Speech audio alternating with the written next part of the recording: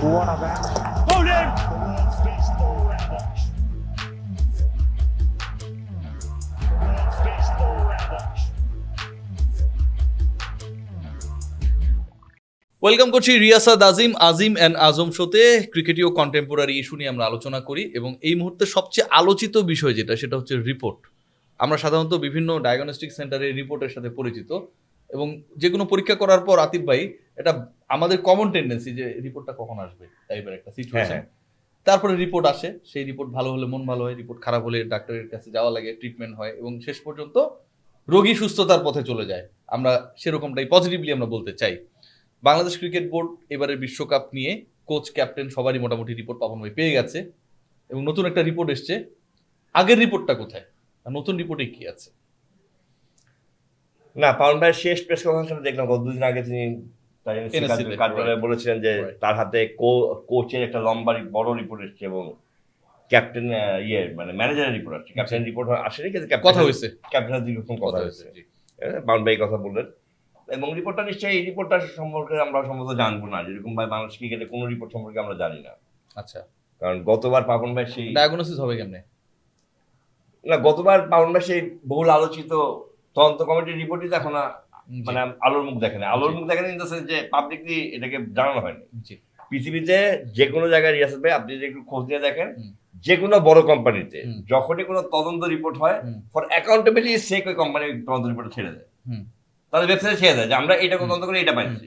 তার মানে রিপোর্টে কি এমন কিছু আছে যেটা বিসিবির জন্য বিব্রতকর, যে কারণে আলোর মুখ দেখাতে সমস্যা? আসলে প্রথম কথা হচ্ছে গত রিপোর্টটা যদি না জানি তাহলে আমরা এই গত রিপোর্টের যেই ইয়েগুলো বলা হয়েছে তদন্ত কমিটি যারা দিছে তাদের যে অবজারভেশন দিচ্ছে সেগুলো মানা হয়েছে কি হয় না এটা আমরা প্রশ্ন করতে পারবো না। আমরা জানি না যে গত রিপোর্টের অবজারভেশন কি ছিল। বিসিবির কেউ কি প্রশ্ন করতে পারবে? যারা পরিচালনা পরিষদে আছেন সবাই কি জানেন? সবাই তো রিপোর্ট, আপনার আমার হিসাব তো অনেক পরে, তারা জানেন না। তারাও তো 26 জন সবাই জানেন না। আমি এটা ইয়ে নিয়ে মানে বলতে পারি, আমি এটা মানে জেনে বুঝে বলতে পারি যে 26 জন সবাই ওই রিপোর্টে কি কি আছে সবাই জানেন না। আর পাপন ভাই ধরেন সেদিন রিপোর্টে পরে বললেন যে মানে ক্যাপ্টেন বলছেন তার ওখানে কোনো ঝামেলা হয়নি। মানে প্রশ্ন করা হয়েছে যে হাতুর সিং ক্ষমা চাইলো কেন ক্যাপ্টেন? এটা এখন প্রশ্ন যে তাহলে সবকিছু ঠিক না। মানে হাতুর সিং অ্যাকাউন্ট পাউন ভাইকে বলছেন যে ক্যাপ্টেন বলছেন যে কোনো একটা সাংবাদিকের প্রশ্ন করতে দেখেছে পাউন ভাইকে বলছেন যে হাতুর সিং এর সাথে অ্যাগ্রেসিভ ব্যবহারটা করছেন। তার সাংবাদিকের বলছে যে আপনি কোন বেস থেকে কথা বলছেন আমি জানি না, এটার সাথে কোনো মিলই নাই, এটার সাথে কোনো মিলই নাই। রাইট।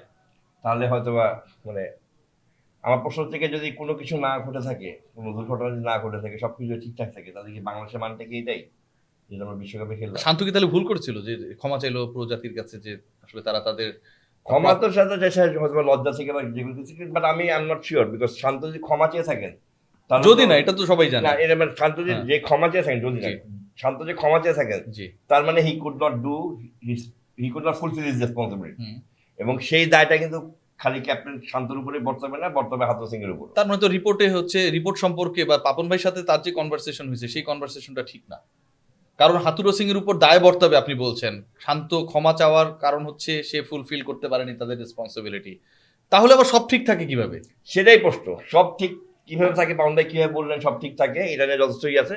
হয়তো পাবলিকলি বলতে যে সব ঠিক আছে, কিন্তু মানে পরবর্তী কোনো এক সময় আমরা জানতে পারবো সব ঠিক ছিল না, যেটা আমরা পরবর্তীতে জানি সবকিছুর সম্পর্কে। হ্যাঁ, সবকিছু শেষ হলে যখন আমরা জানি। জি, তা পাপন ভাইয়ের লাস্ট প্রেস কনফারেন্সের পরে এই রিপোর্ট নিয়ে তার আজকে যদি আমি ভুল না করে থাকি তার কথা অনুসারে আজকালকের মধ্যে তার ভোট সভা হওয়ার কথা।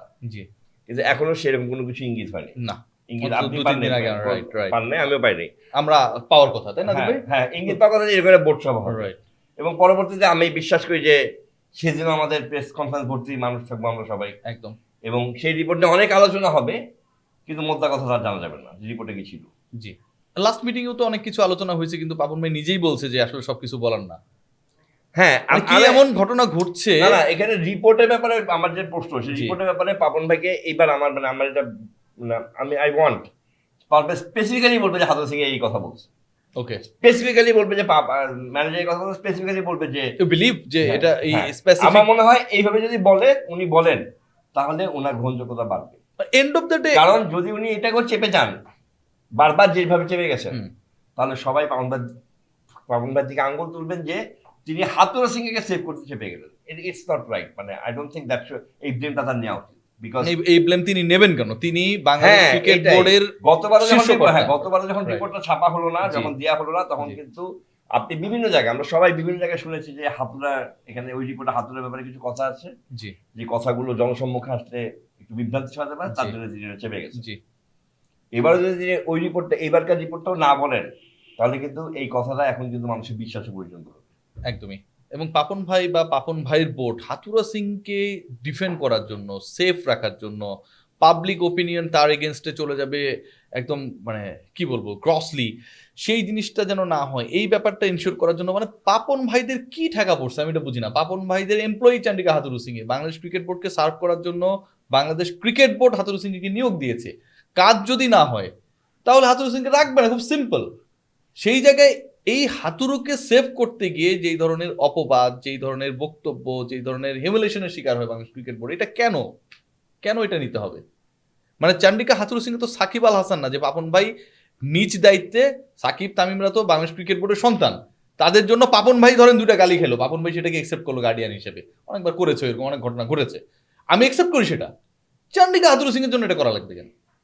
কারণটা খুব সিম্পল রিয়াসাত ভাই, যখন আপনি প্রায় পায়ে ধরে, মানে প্রায়, আমি বলছি না পায়ে ধরে, প্রায় খুব নতজানু হয় কোনো লোককে এমপ্লয় করবেন, কাউকে চাকরি দিবেন, তখন কিন্তু তার সব কথাটা শুনতে বাধ্য থাকবেন। হাতুড়া সিংকে কিন্তু পাপন ভাই একবার বললেন চাকরি কথা, তিনি চলে যাওয়ার পর থেকে হাতুড়া সিংকে বারবার, হাতুড়া সিং এর প্রথম প্রেস কনফারেন্সে তার মাথায় থাকে হিসাবের প্রশ্ন, আমার একদম মনে আছে, হাতুড়া সিং আপনাকে বিসিবি আপনাকে কয়বার বলছে, প্রথমে একবার বললো একবারে বেশি, ঈশান সেকেন্ড টাইম জিজ্ঞেস করছে কয়বার বলছে, দুইবার, আরো বেশি, তখন রাইতের প্রশ্ন থামিয়ে দেন। তার মানে ঘুমা যাবে না বিসিবি কয়বার বলছে। আচ্ছা, পাপন ভাইয়ের সাথে একটা হিসাবে বুঝি, এটা আমার ছোট মস্তিষ্কের ধরে, হাতুড়া সিংকে চোখ দিয়ে পাপন ভাই ক্রিকেট খেলাটা বুঝছে।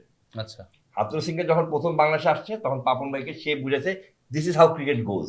ওকে, আপনি আপনার প্রথম টিচারকে খুব সহজে ফেলে দিতে পারবেন। হাতুড়া সিং হচ্ছে সেই প্রথম প্রেম, প্রথম টিচার কোনটা? Cricket teacher of Nazmul Hasan Papon. কারণ তিনি যখন বোর্ডে আসছেন, হাতুড়া সিং যখন বোর্ডে আসছিল, হাতুড়া সিংকে যেভাবে বলতেন ওভাবেই পাপন বলতো ক্রিকেটটা এইভাবে হয়। তাই হাতুড়া সিংকে যখন আবার আসছেন, কারণ পাপন ভাই তো ক্রিকেটটা আপনি এবিসিডি স্ট্রাকচার করা শিখছি না, আমরা একটা শব্দ লেখা, একটা লেখা শিখছি না, আমাদের টিচার যেভাবে শিখেছে যে I am Atif, you are Riasat, এইভাবে শিখেছে, আমাদের এইভাবে গঠন হয়ে গেছে। ওই টিচারকে দেখলে কিন্তু আমার মাথায় হবে যে আচ্ছা এ স্যার এইভাবে বলছিল। আচ্ছা, পাপন ভাইয়ের কাছে ক্রিকেট স্ট্রাকচার গুলো হাতুড়া সিং এর দ্বারা হয়েছে, ক্রিকেটের এ বি সি ডি শব্দ পাপন ভাই যদি হাতুড়া সিং কে শিখেছে। আমি আপনার কথা যদি সত্যিও ধরে নিই আতিফ ভাই, তাহলে পাপন ভাইয়ের কি উপরের ক্লাসে ওঠার ইচ্ছা নাই? এখন বয়স হয়ে গেছে, আর কিছু বলার নেই। সবাই ভালো থাকবেন। আতিফ আজম যে আলোচনাটা করলেন, আমি যতটুকু বোঝার চেষ্টা করেছি, সামটাইমস বাংলাদেশের ক্রিকেট বোর্ডের শীর্ষ কর্মকর্তা বা শীর্ষকর্তারা কেন যেন বিদেশি কোচদেরকে সেভ করতে গিয়ে নিজেদের ইমেজের জায়গাটাকে অনেক বেশি আমার কাছে মনে হয় ক্ষতিগ্রস্ত করে ফেলেন, যেটা আসলে কোনো প্রয়োজন নেই। কেউ যদি ফিট না হন বাংলাদেশের ক্রিকেটের জন্য, তিনি যদি প্রপারলি সেটাকে রান করতে না পারেন, সেই ব্যাপারটা প্রকাশ্যে বললে কোনো ক্ষতি নেই, বরং এটাতে পাপন ভাইদের ইমেজটা আরও বেটার হবে। সবাই ভালো থাকবেন।